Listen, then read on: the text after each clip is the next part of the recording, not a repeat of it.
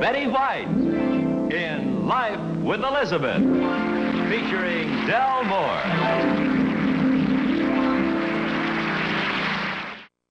Incident number 1 in the life of Elizabeth occurred just before she and Alvin went to San Francisco. It seems that Elizabeth had been to a fortune teller on this particular day and came home with a lot of very strange ideas. That's Elizabeth. I hate to interrupt her game of solitaire, but we've got to get started. Elizabeth, how are you tonight? Elizabeth, the red 3 on the black 4. Anything exciting on the fire for tonight? Well, I have some news for you. Alvin's leaving on a business trip tomorrow morning. That's all I know about it, but Alvin's boss is about to call. Why don't you figure out some way for you to go along, too?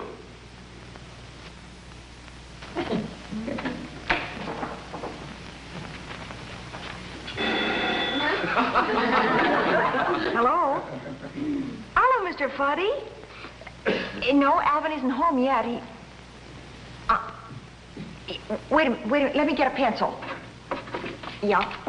Alvin's plane ticket will be at the Miracle Airlines. All right. Yeah, I'll tell him. By the way, Mr. Fuddy, would you mind if I went along on this trip with Alvin? Oh, don't worry about him. I'll handle him all right. But I'll need some facts from you first. Where's he going? San Francisco. Palace Hotel? Yeah. Room 705.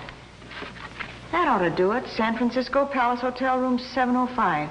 Yeah. Oh, by the way, Mr. Fuddy, Alvin knows these details, doesn't he? All right, swell. Thank you. Bye. San Francisco Palace Hotel, room... Elizabeth! I'm in here, darling. Hi, honey. Hello, darling. Elizabeth, I'm afraid I have what is some rather bad news. Oh, you sit right down here, darling. You tell me your news later. Well, right now, the important news to me is that you're home. Well, let me get this off my chest, honey. Just lean back and relax. That's the boy. That's it. Now, close your eyes. But, honey... See how nice that is? See? Relieves the tension. Ah, that's a boy. Look, you won't like... Alvin? There's a lump on your neck. Where is it? It's gone now. Where was it? Put your head back. Right there. If you've been trying to put me in a good humor, Elizabeth, you failed miserably. If you've been trying to put me in a good humor, Elizabeth, you failed miserably. I guess the only thing left to do is tell your fortune. Well, naturally, that's the only thing to do. It would be silly to stay on the same subject, wouldn't it, Elizabeth? Telling your fortune and talking about your neck are exactly the same thing. You're not well, Elizabeth. I can prove it. That lump on your neck was your Adam's apple, right? What's that got to do with it? Well, Adam knew Eve, and Eve was weak, and there are 52 weeks in a year. So? So how many cards are there in a deck? 52. Oh, come. Oh, please. No, seriously, darling. I went to the most wonderful fortune teller today, and she told me how to tell fortunes with cards. Maybe there's nothing to it, but it's lots of fun. I refuse to indulge in this hocus pocus. Well, suppose there is nothing to it, but Madame Pesteboud had that mysterious look of a real Hungarian gypsy. Pesteboud? That's Budapest spelled backwards.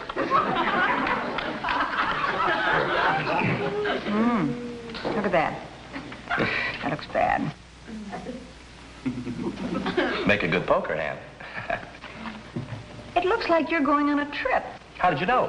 How can you tell, dear? Look, this is the case card. Okay, And you can see for yourself this is the same suit. So what's that got to do with taking a trip? Suitcase. But look, any fortune teller tells you the same thing. You're going to take a trip. You can be more original than that. Now, here's another suitcase. Huh. guess I'm going with you. And where are we supposed to be going, Elizabeth? Let's see. I see teeth.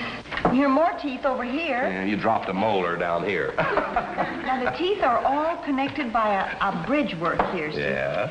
And the bridge is made of gold. Bridge, gold, gold. Golden Gate Bridge. Let me see that. Where do you see the gold? Alvin, you're going to San Francisco. Elizabeth, this is amazing. Did you say that you were going on this trip, too? If I play my cards right. Get over it. How do you like that? You can see the Golden Gate, and all I can see is just a plain blur. Oh, well, that's the fog rolling in.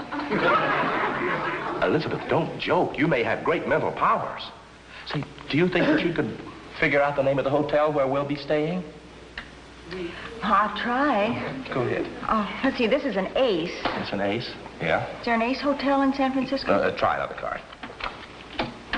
That makes it Lace. Lace. Let me try another one. Let's see. That makes it a Lace or a Lace. Alice. Mm-hmm. Alvin, who's Alice?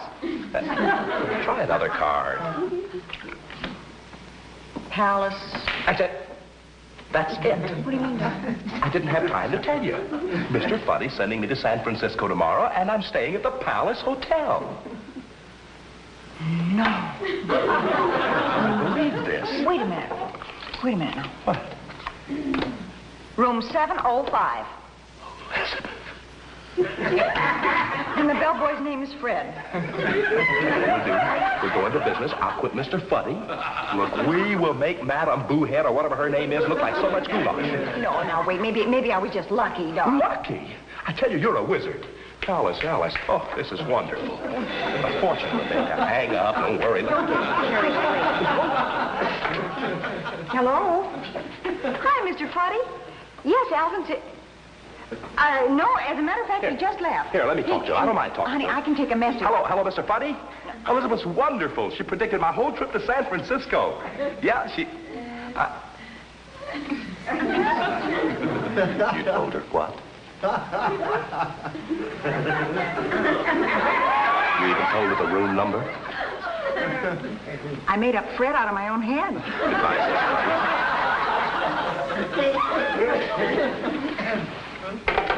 I shall leave you at this point, Elizabeth. May I still go with you to San Francisco? Since you went to all of this trouble, yes, you may. Thank you, dear. I hope you'll understand, Elizabeth, if I don't speak to you for the rest of the evening. Elizabeth, wouldn't it have been easier to just ask him if you could go?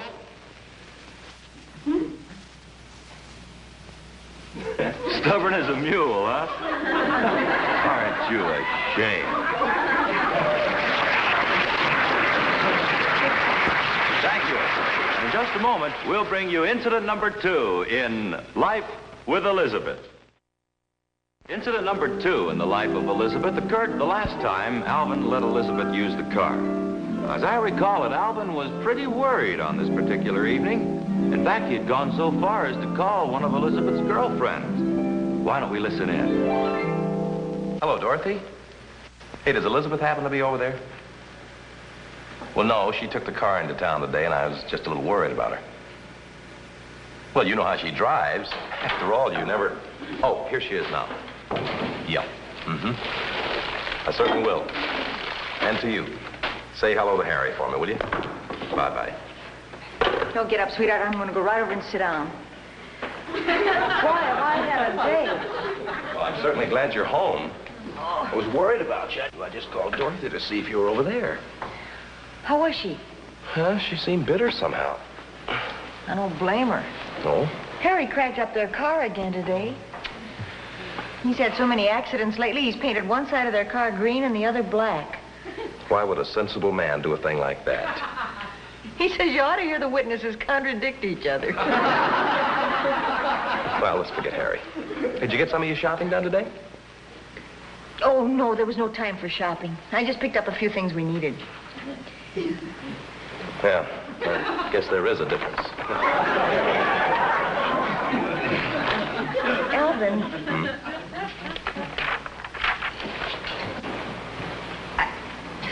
You don't like me to use psychology on you, do you? Well, no. I mean, you hate people who beat around the bush, don't you? I've never given it much thought, honey. We've always believed in the direct approach, haven't we? Well, if this is the direct approach, I'd hate to be on a detour with you. What I mean is, if a person has something to say, they ought to come right out and say it, shouldn't they? I'm waiting.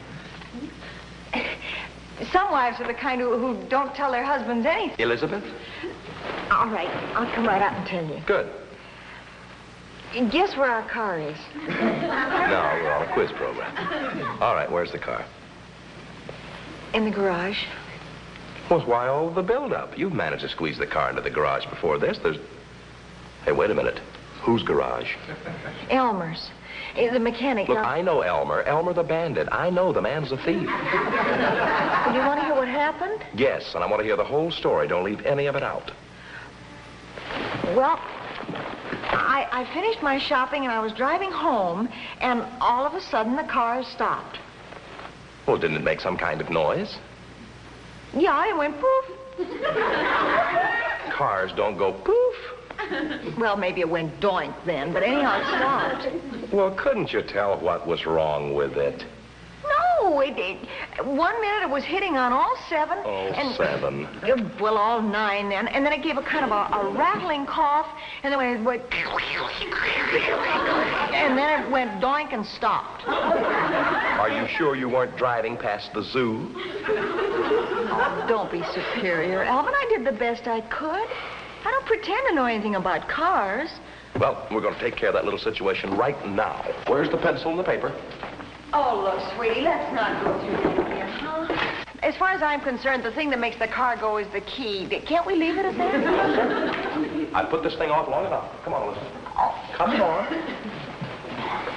Honey, let's be practical about this thing. Sit down. Sit down. Now, if you knew something about cars, you could have saved us maybe $15 or $20 on the repair bill.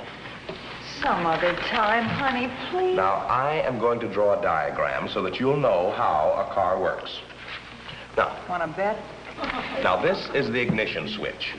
Now, what is the first thing you do when you get in a car? Adjust the mirror. Honey, please, you turn on the key. Now, you see what happens now? The ignition system is ready to supply the spark to the spark plugs. Now, of course, the horsepower varies with different cars, naturally. Oh, now I see. You see? What do you see? How they figure the horsepower on the various cars. Oh, good girl, how? They just lift up the hood and count the plugs. Are you trying to kid me? No, go ahead. All right, now the cooling system is up there. And the water runs through the radiator, through the cylinder block, through here, and here. Of course, that helps keep the car cool. You make it so clear, darling. Well, thanks. Sweetie, you'll be glad we did all of this in the long run. I'm sure that you will. Now, tell me this. How do we keep the car cool? Strip the gears? $20 to Elmer? No, please, honey. Come on, I'm sorry. Now, go on. The water goes through those spark plugs, and then what happens? Honey, not through the spark plugs. Look, forget that. Just forget it. This is the important thing. The generator. Now, here's a case in point. Last week, I fixed our generator with nothing more than a plain bobby pin. Whose? Yours. Well, then don't I get a commission? Honey, the point is that I fixed the generator with a bobby pin, whereas Elmer the bandit would have charged us $10 or $20. Tell me more about the generator. Well, the generator doesn't work too well unless you have a good armature. Now, over here, I wasn't aware that I'd said anything funny, Elizabeth. No, go on, honey. No, let's hear your hilarious joke about the generator. You said the armature was right here, and I just wondered why they didn't use professionals. Kind of funny, I thought. You don't intend to have me teach you anything, do you, Elizabeth? Oh, honey, a woman doesn't have to know anything about a car. Finish anything goes wrong, she just opens the door and stands in the road and looks helpless. And looks stupid. And then pretty soon a big, clever man who can fix generators with bobby pins comes along and everything's fine. Okay. From now on, you pay your own repair bills. All I know is that that car was running like a top when you took it to town.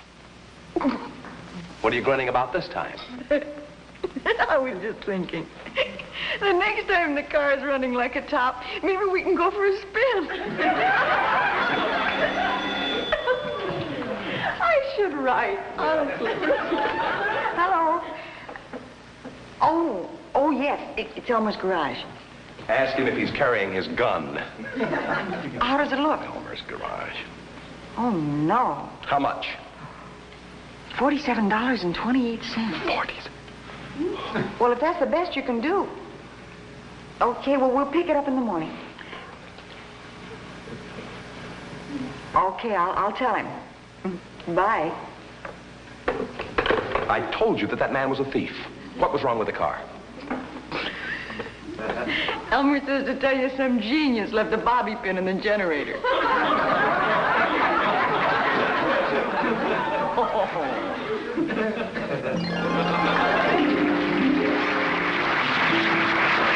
Just a moment, we'll bring you incident number 3 in Life with Elizabeth.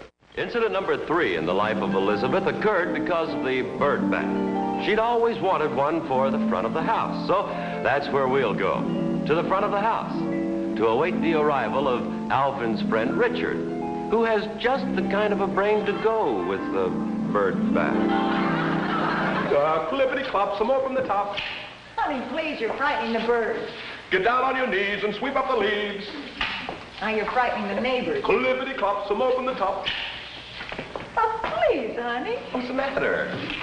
You're frightening me. I sing because I'm happy. And I can't stand your singing. Then close your ears. I have a better idea than that.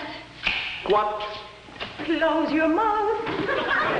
Honey, you're a character, but I love you.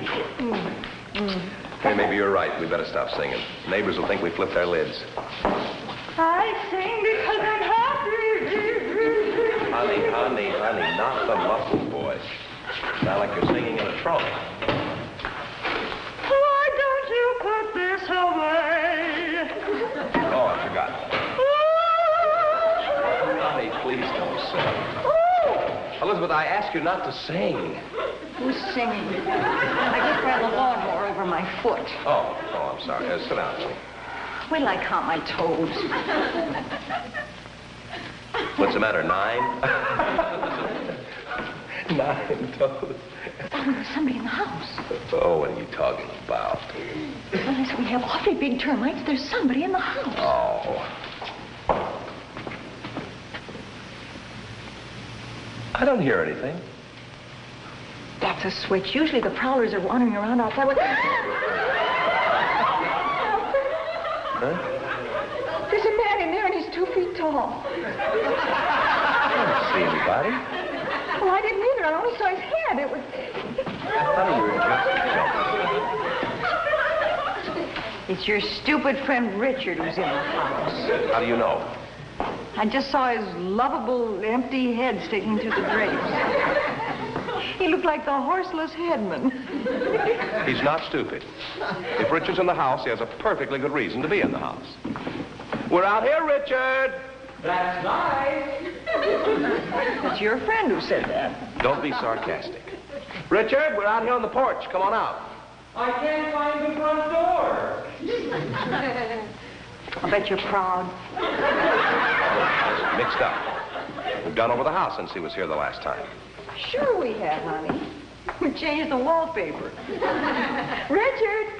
Yes, Alvin? Go straight back through the kitchen and through the patio and then turn left when you get to the alley. Okay. Hey, wait a minute. That's just the opposite. Come on with me. Honey, now don't.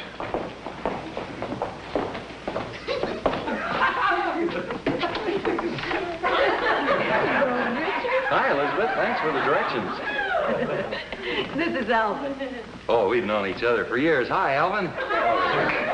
Richard, what were you doing in the house?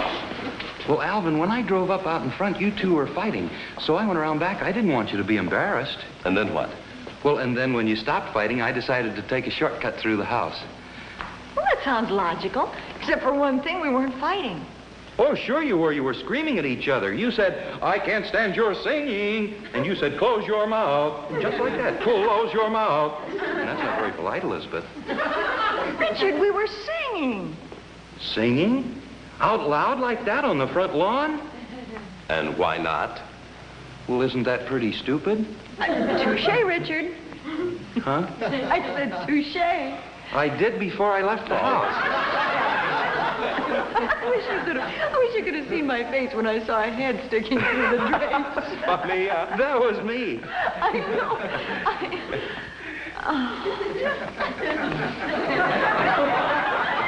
Well, no, that was me. It was I. Were you there too, Alvin?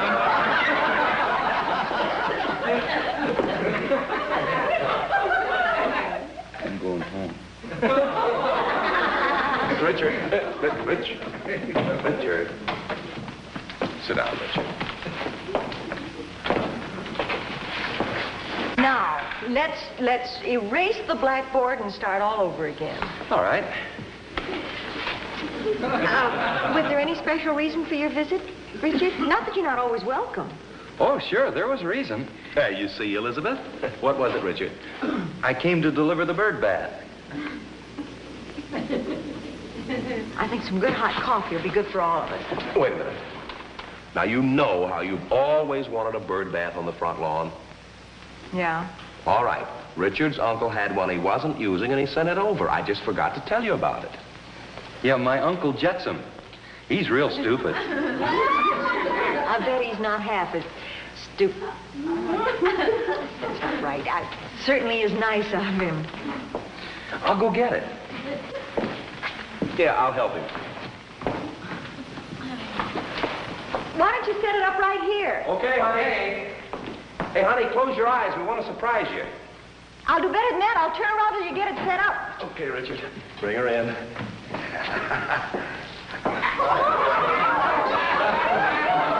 All right, honey, you can look around. Okay, Elizabeth. Where is it? There. I see the horse trough. Where's the bird bath? Right there. Alvin, I don't want to drown the birds. Well, Elizabeth, it'll look better when we get it up on a pedestal. Oh, yeah, it'll be about that high. Yeah, about that high. About that high. It'll look like the Queen Mary on a stick. Look at this. Send word to Australia. There's a bird bath on Elm Street that'll accommodate ostriches. Say, I'll bet you could get about 6 owls in there at one time, Alvin. Quiet, Richard. What size bird did you have in mind, Elizabeth? Don't tempt me. It would be good for penguins, too. Richard, I had little birds in mind. What? To a sparrow, this thing would look like Lake Minnetonka. Well, why don't you put about that much water in the bottom and then teach the sparrows to slide down there? Fellas, a bird bath is about this big around. You mean like this? Yes, and it stands on a pedestal about this Like high. this? Yeah, exactly. And then you put the round thing on top of the pedestal, and the bird...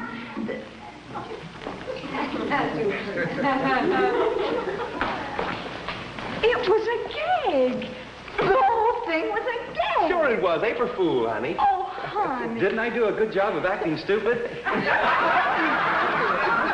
I think the whole thing was a touch of genius. Oh, well, they say genius borders on insanity, and I don't believe you two know how close to the edge you are. Oh, well, thank you, dear. Erase what blackboard? Richard, look, can't you once in a while... You said you were going to erase the blackboard and start over again and all. Hey, why don't you say goodbye to the people? Goodbye, everybody. Look, I've got to come and watch the help you. Thank you. And in just a moment, Betty White will return to say goodbye. And now here to say goodbye to you is the lovely star of our show, Betty White. Thank you, everybody. Thank you. We give poor Richard such a bad time. As Richard puts it, stupidity is just a matter of relativity. The only trouble is he has such stupid relatives. We'd love to see you again next week. Be back with us, will you? And once more, goodbye, everybody.